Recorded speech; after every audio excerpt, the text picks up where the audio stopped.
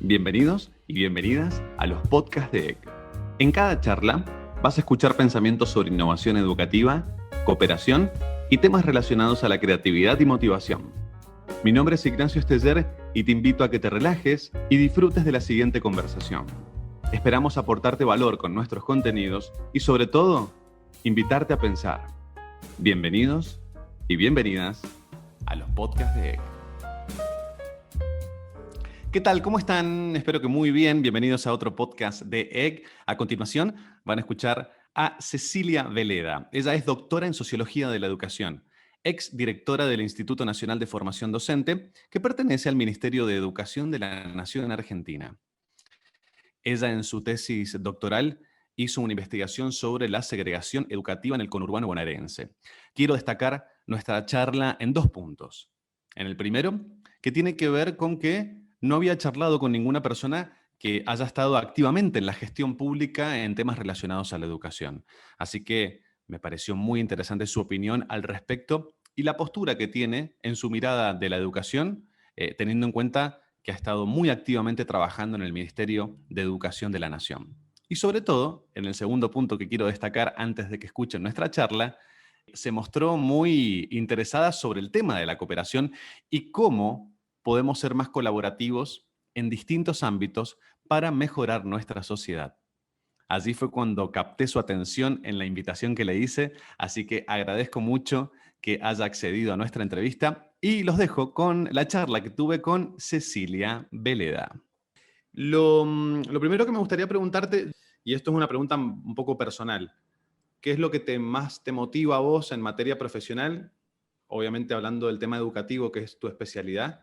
¿Qué es lo que más te motiva de tu trabajo, de la educación? ¿Qué te hace levantarte todos los días?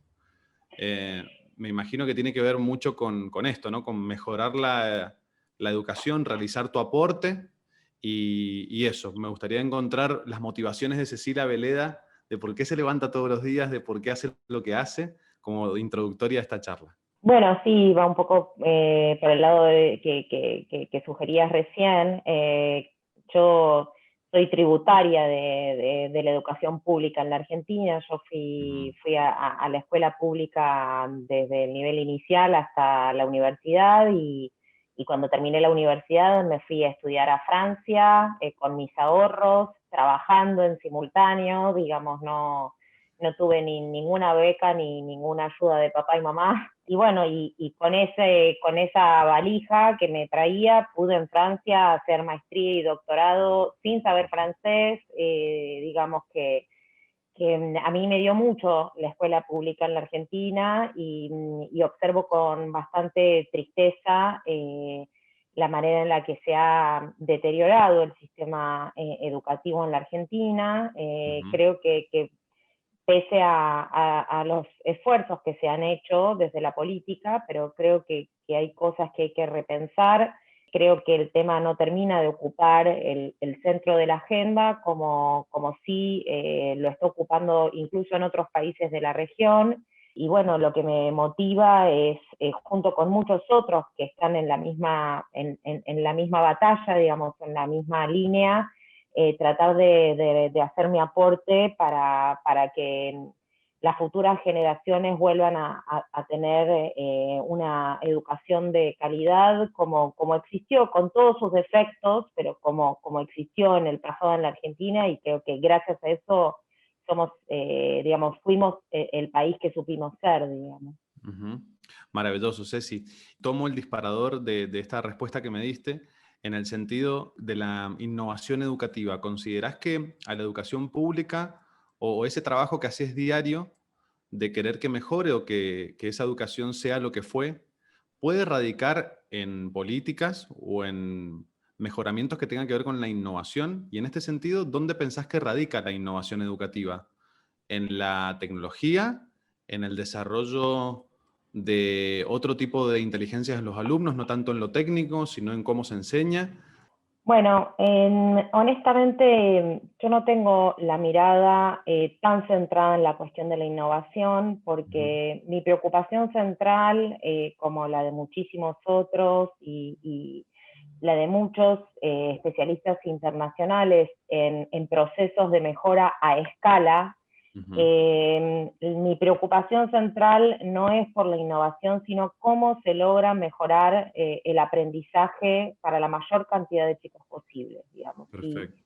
Y en ese sentido creo que a veces se abusa un poco la mirada sobre la innovación, digamos, la innovación en general se da en ciertos nichos, ¿no? Ujú. En ciertas escuelas. Es cierto que muchas veces en escuelas privadas, pero a veces por necesidad también en escuelas de contextos muy vulnerables, pero no deja de ser nicho, digamos. Creo que, de hecho, en la Argentina a veces hay demasiado énfasis puesto en la creatividad del docente y que en la autonomía del docente, en la libertad de cátedra, y que el mundo está encontrando cada vez más a través de la investigación ciertas claves que permiten lograr mejoras sistémicas, mejoras del sistema educativo completo, digamos. Ujú. Y que en ese sentido quizás la pregunta es está menos centrada en cómo innovar, sino más bien en cómo lograr una buena enseñanza. Ujú. Y esa pregunta sobre, digamos, qué es la buena enseñanza está siendo respondida. Hay ciertas, digamos, ciertas claves que se han ido encontrando y el asunto es más bien cómo se disemina o cómo se generaliza, cómo se generalizan las buenas prácticas de enseñanza y también las buenas prácticas de política educativa, ¿no? Bien. La verdad que el tema de la sistematización es apasionante. En base a tu experiencia, ¿qué has visto o qué línea podría estar tomando la región o la Argentina en base a sistematizar para que mejore la educación en base a lo que me planteabas recién, de que llegue más a todos lados, que mejore sistémicamente de alguna manera, que mejore el proceso de aprendizaje del estudiante? ¿Qué has visto? ¿Qué línea se puede llegar a tomar? ¿Qué línea ha tomado el mundo? ¿Qué has investigado vos? ¿Qué experiencia tenés? Bueno, lo que se está encontrando no es, hablando de EG, es como eureka, digamos, nosotros lo sabemos un poco por experiencia y es que las políticas docentes, consideradas en su conjunto, es decir, partiendo de las condiciones del ejercicio profesional, cuáles son las condiciones materiales del ejercicio profesional, que no, Ujú. digamos, es por un lado el sueldo, por un lado el salario, pero también las condiciones de infraestructura, el material didáctico del que disponen los docentes, es decir, todo lo que hace a las condiciones. Después, todo lo que es la carrera docente, qué incentivos de desarrollo profesional existen, cuáles son las oportunidades de crecimiento profesional que se les ofrecen a los docentes, y Ujú. después los otros dos capítulos que tienen que ver con la formación, que es la formación inicial, la que habilita la obtención del título, y la formación continua. Esto que está así dicho rápido es, digamos, es todo un paquete de políticas complejas, pero básicamente la mejora radica en estas políticas principalmente, obviamente no en el vacío, por eso te hablaba de las condiciones y los edificios, la conectividad, la disponibilidad de dispositivos y demás, o sea, todas esas son cuestiones que inciden, y un Ujú. montón de otras cuestiones, pero las políticas para la docencia están ocupando el centro de la escena, y en eso sí me gustaría retomar el tema sobre el cual trabajan ustedes, porque en todo esto lo que se viene planteando cada vez más es que en lo que tiene que ver con la formación continua, es decir, cómo se puede trabajar con los docentes que ya están en ejercicio para mejorar las prácticas de enseñanza y así mejorar los aprendizajes, el eje está cada vez más puesto en la cooperación entre docentes.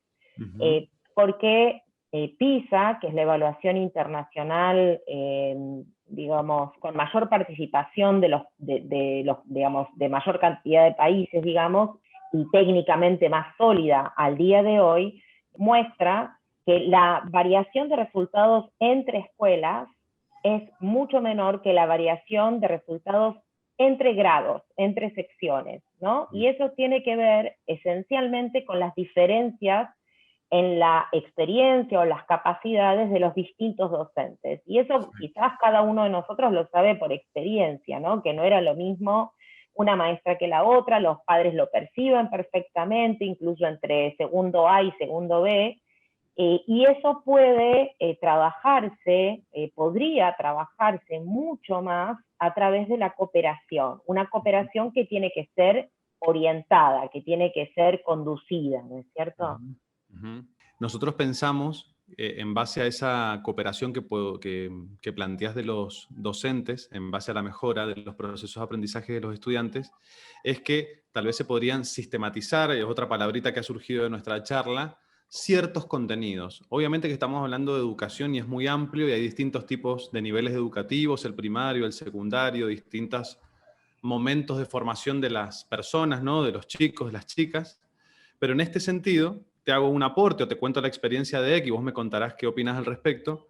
Hemos visto que se pueden sistematizar ciertos contenidos y que el docente no esté enfocado en dar ese contenido, sino que ese contenido ya exista en un video, en una guía, subido en internet, en YouTube, para que el docente tenga más fuerza en el aula para ver qué le pasa al alumno durante ese proceso de aprendizaje. Es como yo le digo a mis estudiantes de marketing, es qué nos pasa a nosotros con respecto al contenido, no tanto que un docente venga a decirme qué es lo que tengo que estudiar o cómo tengo que abordar cierto contenido.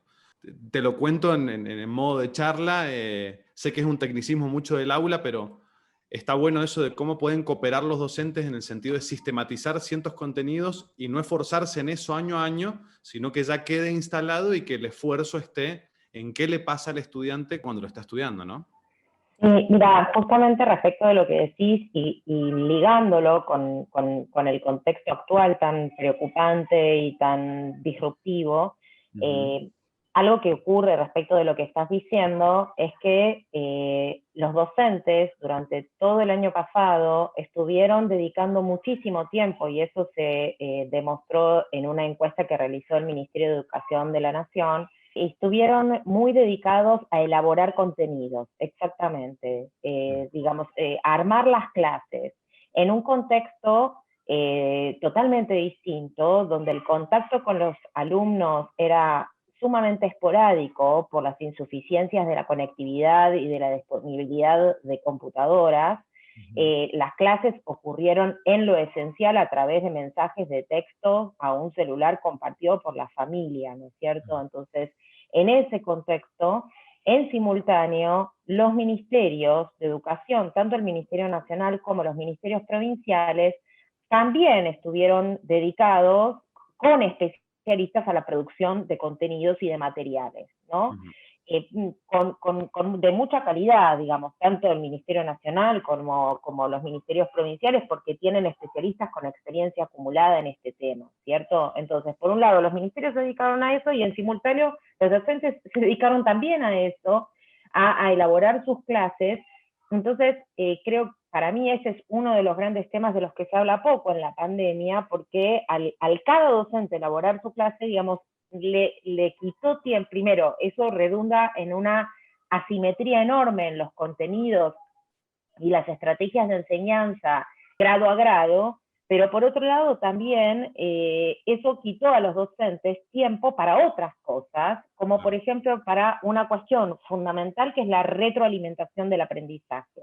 ¿No es cierto? O sea, pudieron corregir muy poco y pudieron planificar muy poco, estuvieron muy abocados a la producción, incluso a través de autovideos. Entonces, creo que tenés toda la razón, creo que todo lo que refiere a contenidos, sobre todo a contenidos audiovisuales, digitales, hay una cantidad gigantesca, creo que hay una tarea que podrían estar también haciendo los ministerios, que es la de curaduría, digamos, curaduría de contenidos, para poner al servicio de los docentes, y comparto con vos que el docente debería estar muchísimo menos dedicado a producir contenidos que a utilizarlos y poner mucho más la mirada sobre los chicos. Totalmente, totalmente. Teniendo en cuenta tu expertise en gestión pública de alguna manera o la educación vista desde una manera más política, más macro, es una pregunta que puede quedar medio rara, pero quiero por ahí ver a ver qué pasa con respecto a esto que tiene que ver con la diversidad. ¿Considerás que que las políticas públicas en la región, en la Argentina, tienen en cuenta por ahí la diversidad tanto del estudiante en sus características de cómo estudia, de cómo adopta el contenido, y sobre todo esa diversidad de las oportunidades que tenemos, ¿no? Hay muchas zonas rurales que por ahí les cuesta mucho tener esa conectividad o esa educación que tienen otros que viven en conglomerados. ¿Se puede hacer algo de manera pública para aprovechar la diversidad tanto humana? Decir, bueno, ¿se aprovecha la diversidad? Sé que es una pregunta muy abierta, muy hasta filosófica, Mm. pero... Mm.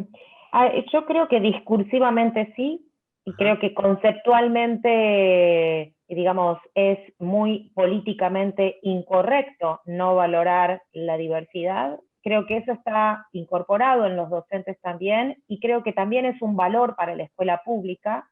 Uh-huh. Quizás no tanto en el sector privado, obviamente que con toda la diversidad del sector privado no puede aseverarse de esa manera, pero en todo caso, en la escuela pública creo que la diversidad es un valor, Uh-huh. pero que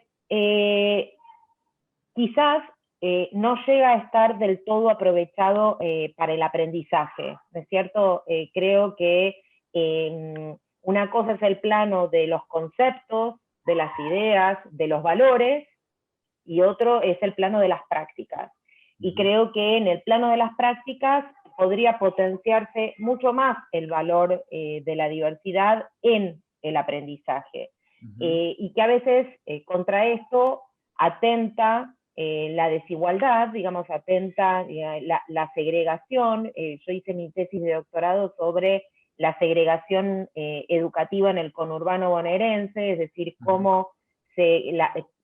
cómo se van generando circuitos educativos diferenciados según estratos sociales, incluso el análisis lo hice al interior de las clases medias, y entonces cuando vos tenés en un barrio escuelas públicas que estando a 5 cuadras una de otra atienden una población socioeconómica muy distinta, en ese contexto es cada vez más difícil garantizar diversidad, ¿no es Claro. cierto?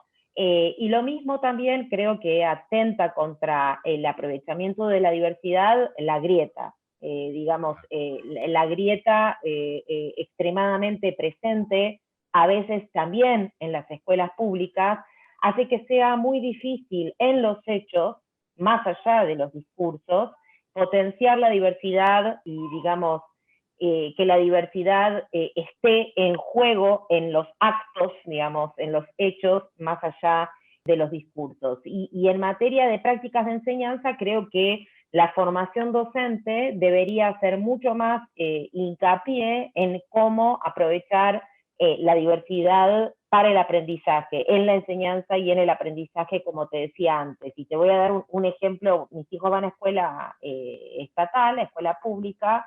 Uh-huh. Mi hijo va a segundo grado y el año pasado, no, el anterior, perdón, en primer grado, hicieron una actividad que era el yo sé, ¿no? Cada uno contando qué sabía hacer.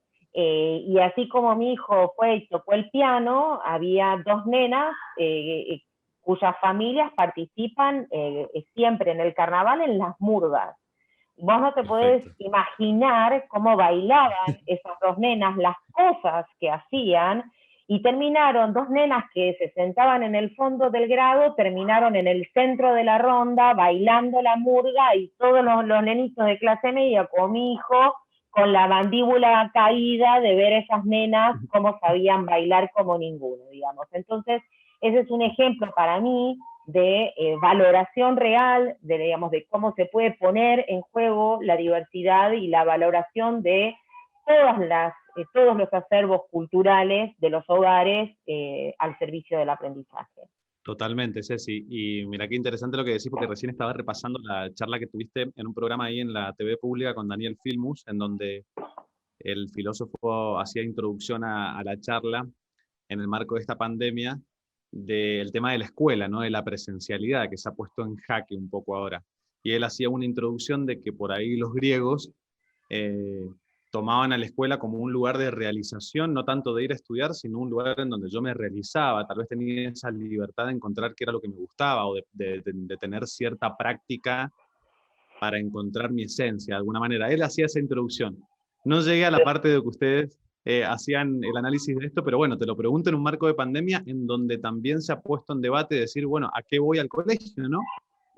Tal vez puedo ir al colegio, me imagino yo una secundaria en donde tal vez puedo estar un poco más independiente, me puedo mover de mi familia, mejor, hay que ver la clase social, obviamente, y analizarlo en este sentido, pero tal vez puedo ir a la escuela solamente a tener una práctica artística y tal vez todo lo más técnico lo estudio vía Zoom con compañeros y entro a consulta cuando tengo una duda, porque ya tengo todo en videos y demás, ¿no? ¿Cómo cambió esto? Y lo relaciono con lo que decías de esta diversidad, cómo se ve en el aula, si verdaderamente un estudiante va a expresarse en base a lo que le gusta, lo que lo motiva, una expresión artística, ¿no? Sí. Sí, de todas maneras yo creo que esto puede hacerse con cualquier contenido, ¿no? No es que los contenidos académicos tienen que quedar, digamos, como relegados a aprenderlos por Zoom o por, digo, que me parece que un buen docente debería poder apasionar y contagiar esa pasión que siente por esa temática a los chicos del mismo modo que lo puede hacer un profe de educación física o de arte. Claro. Ceci, te quiero agradecer muchísimo. La última preguntita que te voy a hacer tiene que ver con lo más próximo o el ya. ¿En qué estás ahora? Entiendo que sos asesora y seguís vinculada a la gestión pública. ¿En qué estás trabajando ahora? Si me querés compartir algo de tu día a día en materia Sí.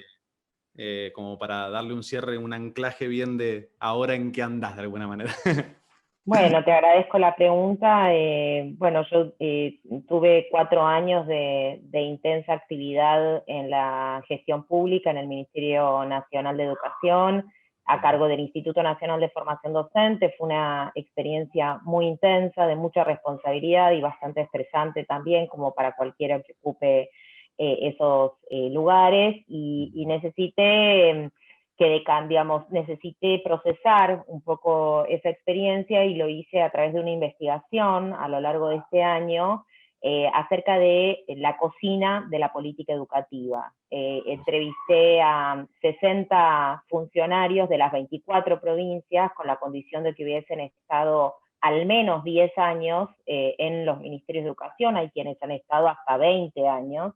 Entonces hay gente que tiene, digamos, muy conocidos los pasillos de los ministerios y de las escuelas, y entonces los entrevisté sobre una multiplicidad de cuestiones que hacen a la trastienda de la política educativa para comprender mejor, porque creo que en general en la Argentina discutimos mucho más sobre cuáles son las mejores políticas, y creo que eso está bastante definido, en que no hay grandes debates en la Argentina respecto de hacia dónde hay que ir, y me parece que se discute muchísimo menos el cómo, y para mí la gran clave está en el cómo, no en el qué. Y en ese sentido sí me gustaría retomar algo, digamos, ligado a la cooperación, porque me parece que así como a veces tenemos una mirada crítica de cómo funciona la escuela, un poco como un panal de abejas, digamos, cada uno en su cubículo, sin cooperar. Esto nace en los ministerios. En los ministerios de educación, en general, hay muy poco trabajo en equipo, prima la desconfianza, prima el recelo, la competencia intestina entre los miembros de los equipos ministeriales, y para mí este pequeño detalle explica buena parte de la enorme desarticulación que existe en las políticas, y terminamos entonces a veces responsabilizando al docente cuando no hay propuestas coherentes, planificadas. No hay, por ejemplo, una cuestión muy sencilla como es una reunión semanal de equipo en los ministerios. Entonces está, cada uno, digamos, es un poco el andón pirulero, y eso es, para mi gusto, un gran problema, uno de los grandes problemas en la hechura de las políticas educativas. Ceci, muchísimas gracias. Clarísimo quedó. Gracias por tu aporte. Bueno, qué bien. Llegamos al final. Espero que hayas disfrutado mucho este podcast. La intención en cada una de las conversaciones que voy teniendo es construir nuevas ideas y conceptos en pos de entender cada vez más cómo podemos ser más colaborativos. o entender a la ciencia que nos está diciendo que hay cosas simples que podemos hacer para fomentar la cooperación. Lo que se construye en cada conversación lo llevo a otra conversación para seguir construyendo sobre eso. Te invito a que sigas escuchando. Seguinos en nuestras redes sociales, en nuestros canales de podcast y también suscríbete a nuestro canal de YouTube, que allí tenemos un montón de contenido para compartir con vos.